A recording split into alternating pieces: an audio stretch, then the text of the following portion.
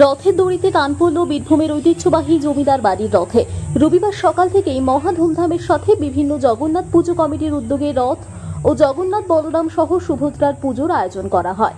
আর এই পুজোর শেষে বিভিন্ন রকম বাদ্যযন্ত্র এবং বিভিন্ন হরিনাম সম্প্রদায়ের দল নিয়ে বিভিন্ন জায়গা থেকে রথের চাকা গড়াতে থাকে গ্রাম্য রাস্তায়। আজ অর্থাৎ রবিবার বীরভূম জেলার ঐতিহ্যবাহী কুণ্ডলার জমিদার বাড়ির রথের পুজোর পরেই টান পড়ল দড়ির। আর এই জমিদার বাড়ির রথে দড়ির টান দিতে জমায়েত হয়েছে রাজ্য সহ দেশের বিভিন্ন প্রান্তের মানুষজন। একইভাবে ময়ূরেশ্বর ২ নম্বর ব্লকের অন্তর্গত ময়ূরেশ্বরের রাস্তায় রথের দড়ি টানতে উদ্যোগী হলেন ময়ূরেশ্বরের এলাকার মানুষজন। এখানে বিভিন্ন হরিনাম সম্প্রদায়ের দল নিয়ে মহিলারা রথ উৎসবে মেতে উঠেছে।